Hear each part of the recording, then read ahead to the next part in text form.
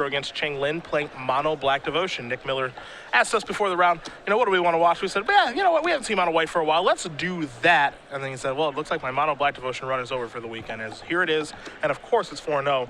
But a Judge's Familiar is going to start things off here for Justin. This is a pretty spell-heavy build of Mono White aggro. 4 copies of Brave the Elements, no surprise. 3 of Johnny Call of the Pride, 2 of Johnny Steadfast, a Spear of Heliod, and 3 copies of Banishing Light. So we've seen some lists that are incredibly threat dense, playing all the way up to 21 drops. This has slightly fewer creatures and more utility out of the spells. Imposing Sovereign on turn number 2. You see the Mutavault that Heilig did play that turn as well. That's pretty important. It would keep the pressure on the Mono Black Devotion deck. As Lin does draw a card, let's see what land this is going to be. It's a Swamp. And of course it opens up plenty of things here. Devour Flesh is going to be cast. I imagine Heilig will just sacrifice the Judge's Familiar here. Yeah. Don't want a second response because you want to gain that life, so you just let it happen. That life could matter. Heilig will untap and draw a card. You see there's a Brave the Elements in his hand. Looks like he picked up a copy of Boros Elite for the turn. I believe there's also a Daring Skyjack hiding out. We'll see in just a moment. This is going to be an activation of Mutavault, so it doesn't look to be the case. It'll be an attack here for 4, and then can follow up with the Boros Elite. Well, Justin over here already gets my seal of approval. He could have just played the frontline medic this turn, but against Mono Black Devotion, it's so important to get in your shots when you can with Mutavault. It almost doesn't matter what creatures you have in play. Most of them will just die. So just get in your damage while you can. Try to be as mana efficient as possible. And of course, that Boros Elite is basically a 3-3 at this point, too, because there's a Mutavault, and of course another attacker there, an Opposing Sovereign. So gotta like this a lot here. And he still has the opportunity for this turn. He could play Frontline Medic and leave up Brave the Elements. He could animate his Mutavault, attack again, hope that the Mutavault is the one targeted with a removal spell. There's a lot of ways for him to play this, and that turn that he had last turn was excellent. Hero's Downfall is going to go after Imposing Sovereign. Brave the Elements is going to blow that up in a big way. Now here's an attack for 3, 4, 5, 6, 7 points of damage. Lin is already down to 8, and if there's a follow-up here for Heilig, it gets really ugly, but fortunately for Lin, there's not. And this Imposing Sovereign is an issue for Chang, even though he's a removal-heavy deck. He can't play anything to block, or at least he's on a turn delay. So it means he has to cast spells, because creatures are no good right now, and that plays right into the Brave the Elements that we saw last turn. And oftentimes you see games like this where Grey Merchant would stabilize things, or a card like Nightfield Spectre, which would be great if it were untapped, but Imposing Sovereign's text certainly playing a role in this game, making the Spectre come into play tapped. And now Heilig is going to play a land. Looks like he's going to fire at Mutavault again. This is another attack here for 7. Lin is going to go down to 1. And now here's a Frontline Medic. This is, I think, as far as the white aggro draw goes, this is how you draw it up. This is really good, and Justin has, as far as I'm concerned, navigated this perfectly thus far. There's Grey Merchant, and of course that will drain and gain for 5. So Lin's going to go up to 6. Heilig's going to go down to 16. But he is, I believe, just dead on board. Yeah, I mean, the most he can do is block 3 and take 7. There's also an Ajani Steadfast in Justin's hand, which can complicate things further. As long as Justin doesn't overthink this. Yeah, and you see that's what he's doing right now is, he's making sure he doesn't mess anything up. Yeah. This is also fine. He didn't need to reveal that this card was in his deck because Animated Mutavault would have also generated a lethal attack, but this is fine. Justin will still win the game with this attack, assuming that he just distributes counters amongst his creatures. Yeah, that's exactly what he's going to do. He'll minus that thing, put counters, on everybody, and everybody here is going to attack. Of course, Battalion triggers numerous. Frontline Medic making everything indestructible, and of course Boros Elite getting a little bit bigger, and you see Lin will pick up the cards as he cannot continue. Justin Heilig is going to win game number 1 here over Chang Lin. Mono White aggro taking down Mono Black Devotion, good versus evil, to be sure. And you got to see some demonstration of the strength of something like Mono White aggro. It's a deck we see very rarely, maybe not even in the top 10 most represented decks in the room. But Chang's draw there was on the draw, Devour Flesh into Hero's Downfall, Nightveil Spectre, Grey Merchant, and wasn't even close to keeping up with what Justin was doing. So a demonstration of what decks like Mono White aggro can do against Mono Black Devotion. Let's take a look at the sideboard, and you have Mono Black Devotions in front of you. So the big test in this matchup, how many copies of Farika's Cure, Lifebane Zombie, and Drown in Sorrow does this deck bring to the table post board? 1 Drown in Sorrow, 3 copies of Lifebane Zombie, 3 Doomblades, 2 Farika's Cures. Some substantial upgrades that Chang gets to make in this matchup. I think he's probably going to want to cut things like Thoughtseize and Underworld Connections. The duress is not great in this matchup, and just become a removal deck. And he has the tools to do it here. A lot of hate in his sideboard for this kind of matchup. Somebody doesn't want to lose to Rabble Red. Yeah, he's That got much is for sure. I appreciate it. You know, these black decks, I feel like they oftentimes skim too much on removal here. Chang showing a lot of respect for the deck. I'm pretty sure these sideboard slots were not here with mono white aggro in mind, but a lot of these cards are going to do double duty. Got a frontline medic, a deicide, 2 copies of Celestial Flare, 3 Bramaz, King of Oreskos, an additional Johnny Steadfast, 3 Elspeth, Sun's Champion, 2 copies of Dictate of Heliod, and 2 Hushwing Griff. So going further up the curve is Heilig after sideboard if he'd like to. I do like the additional copy of Frontline Medic because I think you just want a high density of creatures in your deck, so I think you could also make an argument for bringing in more copies of Bramaz here as well. Yeah, I don't like the Planeswalkers very much in the matchup. They're only good once you have a board, and Chang's whole game plan is bringing that up. I think Hushwing Griff might be good in this matchup too. Okay. Stops Lightbane Zombie and Grey Merchant. That's true.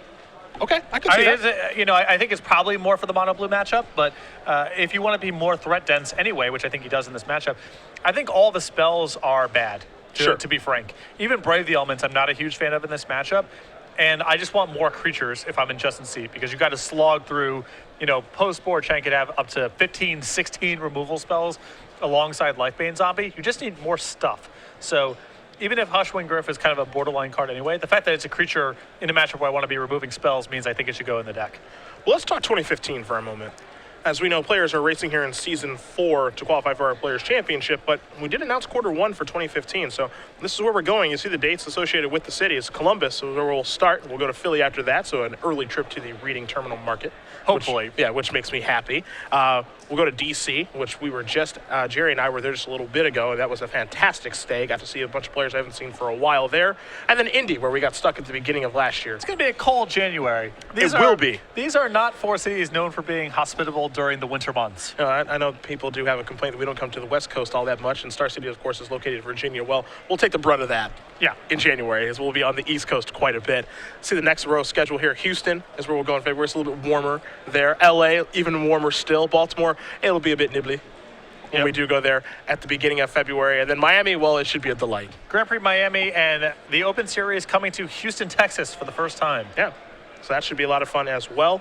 I think we finished up there in Dallas, which should be pretty warm, and then Richmond, which will, at that point in the year, will probably be pretty warm as well. Not cold, but not warm. Brisk. Yeah, that's fine. We'll have to wear a windbreaker or something like that. But that'll be where our first invitational is, and our invitational dates and cities have been announced as well. We'll be going to Richmond. We'll be going to the same other ones that we went to this year too: Columbus, Jersey, and then Seattle. You wear windbreakers? I've been known to wear a windbreaker. And you call me the old man. Windbreaker is my father's term, by the way. Yeah, same. Yeah, I don't call them that, really. I mean, I suppose I just did, but on occasion, not very often. Typically, I wear hoodies, but I do own a windbreaker or two. Doing some shopping out of the LL Bean catalog, are you? Don't judge me. It's actually out of the Sky Mall on my airplanes. I like to pay the most for my products I possibly can. What are you passionate about? Paying maximum for shipping. Yep. That's my major passion in life. That's what I love to do. I often frequent the Brookstone as well. Here's a Thoughtseize. You are a salesman's best friend. I sure am. Of Plains, 2 copies of Mutavault, a Soldier of the Pantheon, a Justice Familiar, and a Johnny, and then a Precinct Captain. So a very good hand, I think, here for Justin. He just needs another Plains. Yeah, and this hand can even be functional even if he doesn't find a Plains for a while, assuming that he finds enough white 1-drops to cast and just kind of be activating his Mutavaults for a while. It looks, kind of like a strange hand, right? Because he can't cast 2 of the cards at this point, but Mutavault is so powerful against Mono Black Devotion, I think you have to keep this hand. Oh, there's no way this is mulligans. The ceiling on this hand's very high, and the hand's functional even if Justin missed double white for a while. Plus, you're on the draw, so you have to keep. Okay, I guess that's not true, but here's the Soldier of the Pantheon. You saw a replacement Justice Familiar. Implied 8-card hand. So. Absolutely, yeah. He's basically kept 8. Yeah. Mutavault. Is it time for the rat? It's a Doomblade. I like that play a lot. I know you're going to say the same. Yeah, got to main phase the removal spell against the Brave the Elements deck. There's Justice Familiar. Kick it back over to Lynn. See what Lynn can find here on the 3rd turn of the game. Copy of Devour Flesh, more removal. I do wonder if Justin would have interest in sacrificing a Mutavault in this sort of situation. Another discard spell. There's a Thoughtseize. Good draw here for Chang. You see Another Mutavault. So the draws thus far for Justin have been another Mutavault and another Judge's Familiar. So he's actually fine with this Thoughtseize because, you know, he's probably just going to be activating Mutavaults for a while anyway. Yep. Not giving away any information. No real new cards here. There goes the Ajani. The fact that he's taking a Johnny is a good sign for Justin here.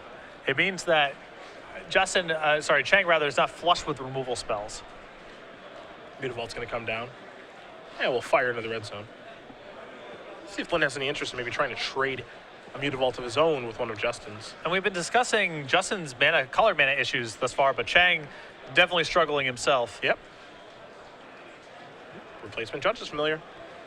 It's not pretty, but it gets the job done. A swamp the draw. Against a deck that's all about trading 1-for-1, it almost doesn't matter. As long as you can cast your stuff, the quality does not matter as much as the quantity against Black Devotion.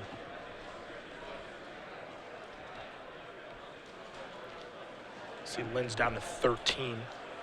Heilig at 20. Devour Flesh, Grey Merchant, and a Drown in Sorrow. Trying to pick the best spot for Drown in Sorrow for sure. Yeah, this board's maybe a little too anemic for him to want to fire this off.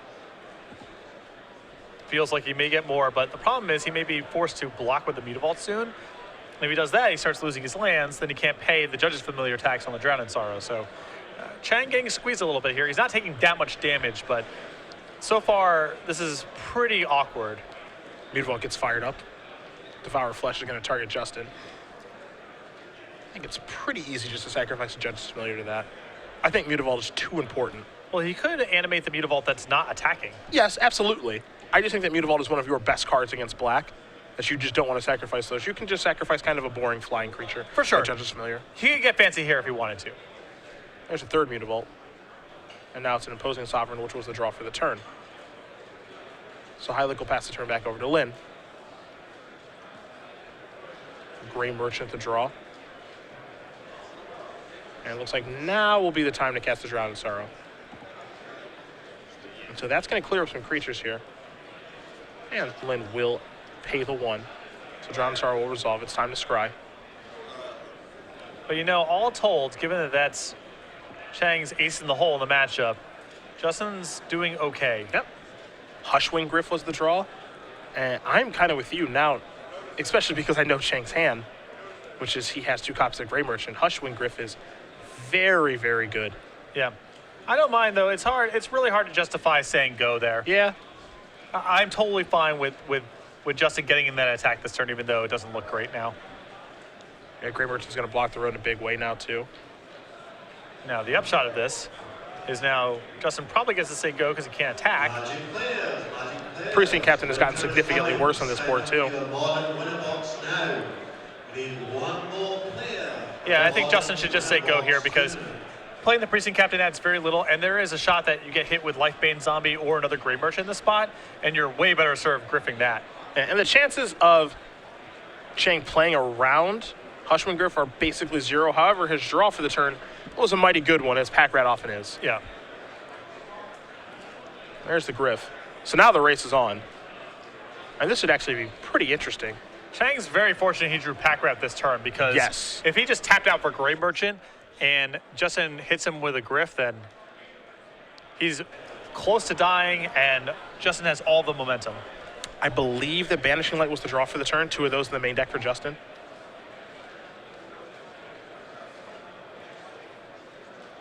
It's very tempting to just Banishing Light the Grey Merchant and try to race, but that is a risky proposition as well.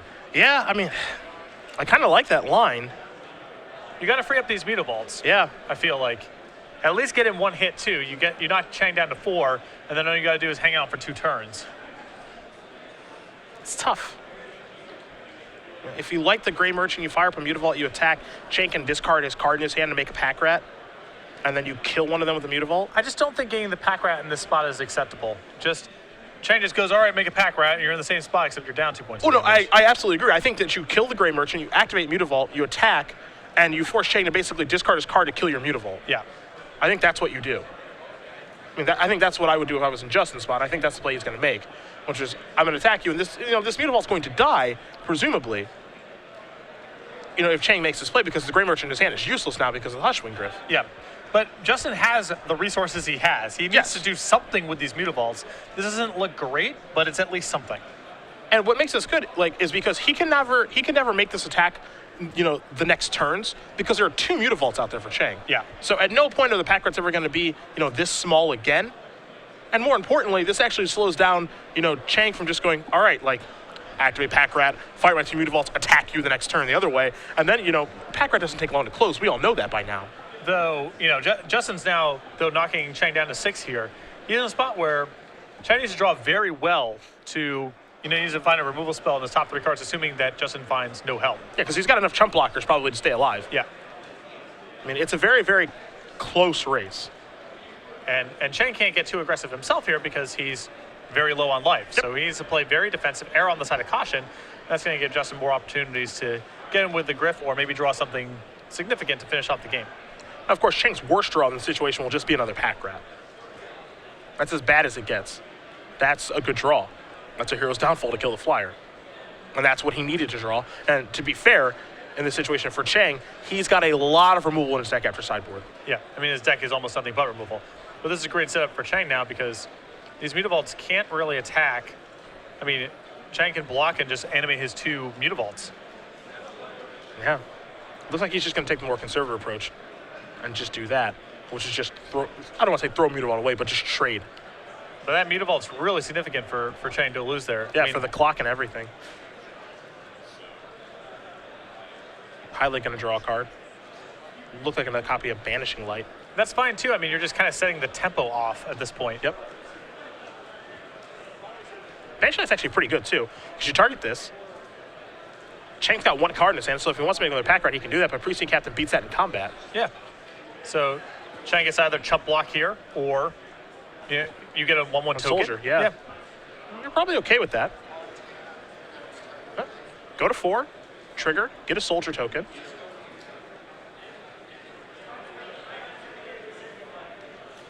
Not bad, not bad. Still working away. Going to 4 is also significant here because now it means that a Johnny is a lethal draw. Yeah, flying double strike. Yeah, Call of the Pride. This is a risky one. With the Mutavault out there, that's very risky. Yeah, he's got to have something to play over the top of this, or he's just losing both of his creatures. Yeah, discard here. And I think that there's no really tricking Chang here. He's at such a low life total, and you're not bluffing. Right. It's like either you have or you don't, because he has to block. And so I think he's going to say, activate my Mutavault, make my rats into 3/3s, and both of Justin's creatures are going to go in the graveyard. I do not like that attack. Yeah, and now, I mean, Justin's going to be dead very shortly. Yeah. And now Ajani Caller Pride is not a draw anymore. Yeah, see, the problem with that attack, I think, from Justin's side is that's not the situation where you can bluff and your opponent's going to play around something. Chang can't play around anything. He's at 4. It's not like he's at 10 and he can outthink himself. He's like, well, I probably have to block, right? Yeah, I'm he's basically dead. And if you have a trick, well, presumably it's like a pump spell, which would kill me too. Yeah. So he's priced into blocking at that point, and that's why Justin's creatures go to the graveyard in that situation. And now Pack Rat is gnawing away at this game, and I believe this is going to be Chang's game to win, and it will be, as Justin's going to concede the game. So Chang Lin is going to tie things up here. Mono Black Devotion and Mono White Aggro are going to go to a 3rd game. Now, if Justin, misses his next draws there, it doesn't really matter anyway. He's drawing very lean there, basically just to Caller Pride, but still, that attack, Cedric, you're exactly right. Chang's in a spot where it doesn't even matter if Justin has whatever hypothetical card. Chang has to block no matter what. So Justin gets called there and loses everything. Yeah, both players are going to sideboard up here for game number 3. Again, an attack looks pretty bad at that point. I know what Justin was going for, and we'll see what happens in game number 3 here. As they do get ready for game 3, we will show you guys the Players' Championship format. If you missed it last weekend, you can definitely check it out right now. The 2014 StarStateGames.com Players' Championship is destined to be a spectacular weekend of Magic. 16 top Open Series competitors will battle December 20th and 21st for $50,000 in prizes, with SCG Live bringing you all the action. For this special tournament, we've created an equally special structure. Here's how it works. We begin by splitting our competitors into 4 groups of 4. Each group begins with an invitational champion, with a random drawing live on air to add a season points leader and then 2 at-large competitors.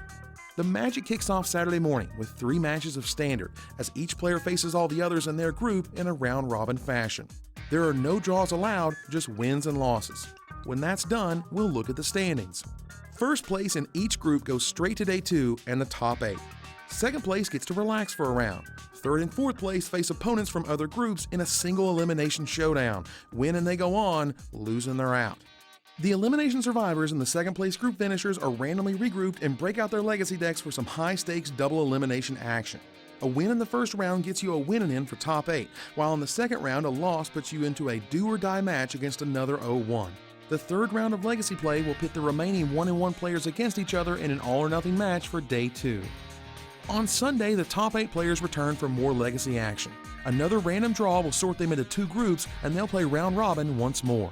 First place in each group advances to the top 4, but this time last place is out. Second place and third place will play across groups to determine the last spots in the top 4. When the top 4 is set, one last random drawing seeds the bracket. The last 3 matches of the Players' Championship will be standard format, best of 5, single elimination. The last competitor standing wins the Players' Championship and the $20,000 first place prize. Tune in to SCG Live for the 2014 StarCityGames.com Players' Championship, December 20th and 21st. 16 competitors, $50,000, 2 days of magic, and one historic event.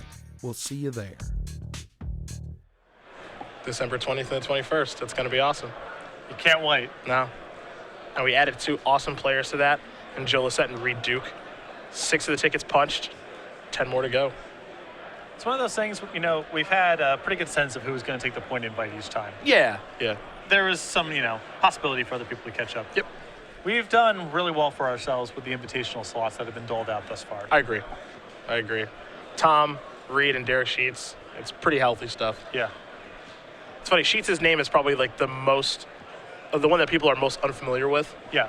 And again, if you're not like, someone who follows a lot of results or not a PTQ grinder like I was in my early days in the Midwest, you probably don't know who that is. But when he won, Zach Hill is just going like, it's about time, man. Evan Irwin. Yeah, just a lot of people know who he is from the Tennessee area.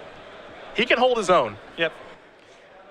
And you don't win invitationals by being a slouch. Yeah. Field's too hard, so. I mean, he went there, no buys. Yep. He's definitely not the trendy pick, but it would not surprise me at all for him to have a really nice tournament there when we do go to Roanoke at the end of the year.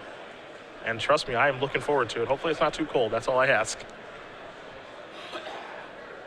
Chang Lin going to mulligan very, very quickly. See if Justin can just find. And you've said this so many times when we watch Mono Black. Just get low to the ground. Just got started early. Get under them. Yeah, that's it. You got to capitalize on those first couple turns where they're not doing very much. And the other thing too, and I think this is actually really important to say, don't even try to play around Drown in Sorrow. More often than not, it's a mistake too. If they have it, they have it. Most people have 2 cops in their sideboard at most. You're not playing against a deck that has 4 of those. So there's one scenario where I do play around Drown in Sorrow. Okay. If they go turn 1 nothing, turn 2 nothing. That's fine. Because there's just no way you get a hand that doesn't have like a Doomblade or something, Yeah, with the density of removal spells they have at 2 mana, Doomblade, Bile Blight, Devour Flesh, Farika's Cure. Even though Justin hasn't seen any of those yet, I agree with you 100% there. If they do nothing on 1, nothing on 2, it's like okay. Yep. It looks like Chang now is looking at a hand with 1 Thoughtseize, 5 lands. Snaps it off. It's a Mutavault and a Scry land. It's fine. There you go. That's what you need. You need a 1-drop. Prefer for it to be Soldier of the Pantheon, but that's life. And Chang has drawn his Drown in Sorrow. Well, this is awkward. Here's a Thoughtseize. And I don't think Justin's hand is all that great either. It looks like he might be a little bit land heavy. There is a Mutavault among those lands. Now, what Justin's considering is actually countering this Thoughtseize. Yeah, he has the option to do so. Does he want to protect his hand in this information, or would he be happier with Chang taking 2 and taking a card? He says, I want to counter it. And Chang doesn't mind this getting force spiked here because he drew the Drown in Sorrow. He may have waited a turn if, he didn't draw Drown in Sorrow that turn, but he does want to make sure that the coast is as clear for that as possible. Temple looks directly to Doomblade. There's a land. Hushwing Griffith already. Would you deploy a Johnny on this board? No, because if Chang has Lifebane Zombie, you lose the game. That's true. I would just say go. Yep. Because getting 1 extra counter on a Johnny doesn't matter that much in the scheme of things. You're probably not going ultimate with it. I did forget about Lifebane Zombie, because if the Lifebane Zombie comes down this turn and takes Hushwing Griff, it's just an absolute disaster. Yeah, so it's so bad. Fortunately for Heilig, that does not happen. not only, it's not just that it's so bad, but the upside on the other side is sort of nebulous. You get one extra counter on your Ajani, and he can't get duressed, I guess. Yeah. But that seems like a much lower set of competing concerns than just getting hit by Lightbane Zombie. Mutavault's going to get activated. Heilig's going to target this. Looks like this will resolve. Now here's an attack. And this is going to be a Doomblade. So first removal spell cast. That's good to go. Why bother doing anything? They'll just Doomblade it. Yep. And this is another window for Lightbane Zombie to be just a complete disaster. It's a Nightveil Spectre, and that's still pretty good. So there is the 2/3 flyer. Looks like another land was drawn here for Heilig. Banishing Light is not shabby here. It's not terrible. You're not excited about it, but it's not terrible. Got a Banisher Priest? Yep. Oh, I would cast the Banisher Priest because it's not getting any better. Also, if you're planning on curving out with Hushwing Griff, then probably want to get the Banishing Priest out of your hand right now. I'm with you there. I'm with you there. That's just good analysis. Yeah. Ajani moves up to 7. Banisher Priest now 3/3. Also, I mean, I'd rather just have Banishing Light for Desecration Demon. Yeah, Because you want that to be gone for good. absolutely. Ah, yes. Rats off to you. So On turn 5, no less. Justin approaching going ultimate with Ajani. Now, we know that's not good here because of the Drowned in Sorrow. But it does force Chang to sit on it for the time being because of the threat of an ultimate Ajani. There's the rat. Heilig will quickly untap and draw a card. That's another Plains. There's land number 5. Land number 6 was Mutavault, but that's in the graveyard already.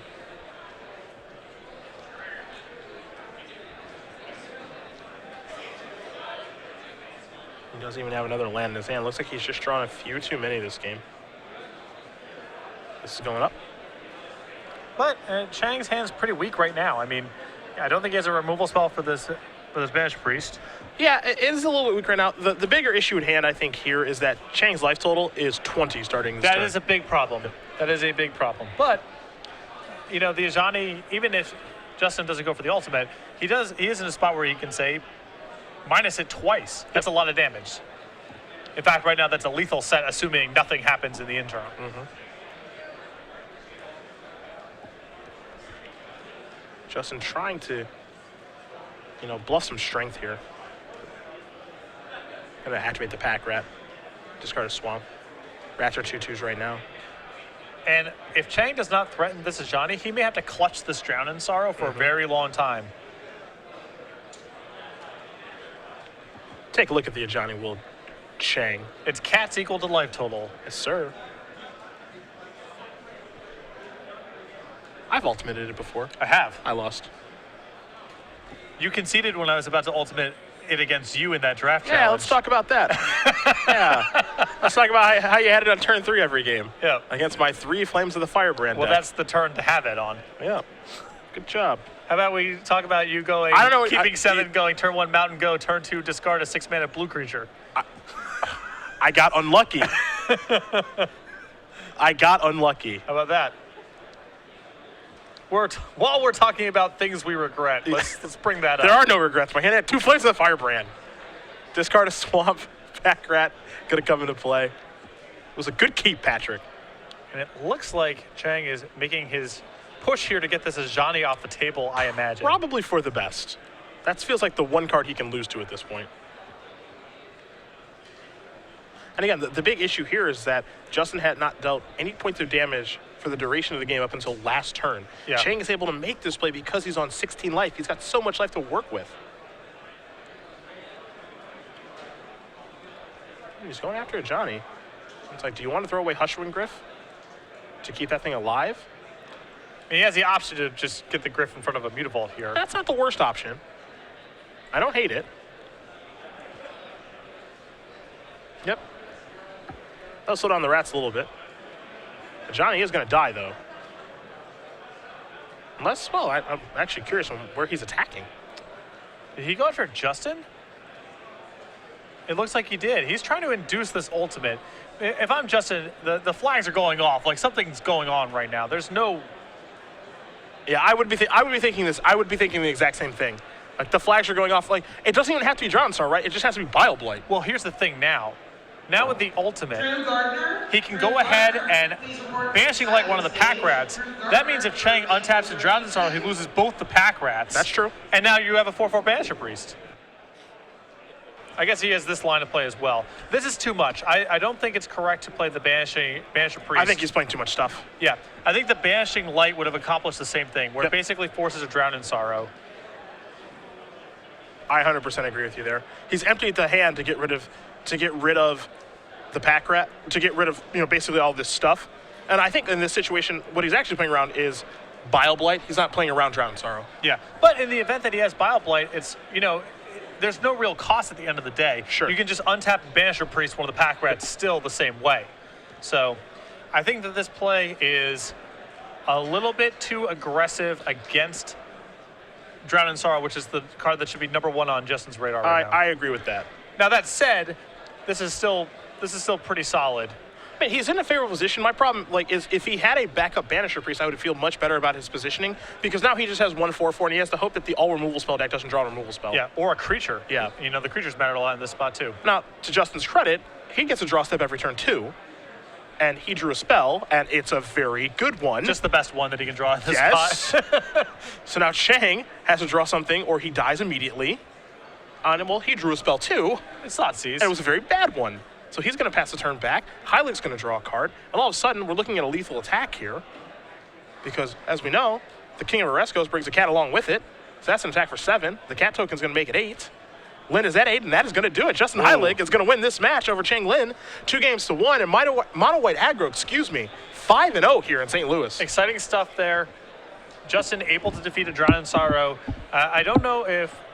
It's one of those things where it had to be the full scope of Justin's hand. I understand what was on Chang's mind right there, which was, I'm going to attack him.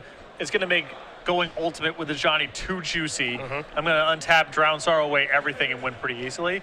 But because Justin had removal spells left back in his hand, it set the whole game plan off. Yep. Because Justin could go ultimate and then put the pack rats in a position where if you do have Drown in Sorrow, you're losing your rats against my 4/4 Banisher Priest.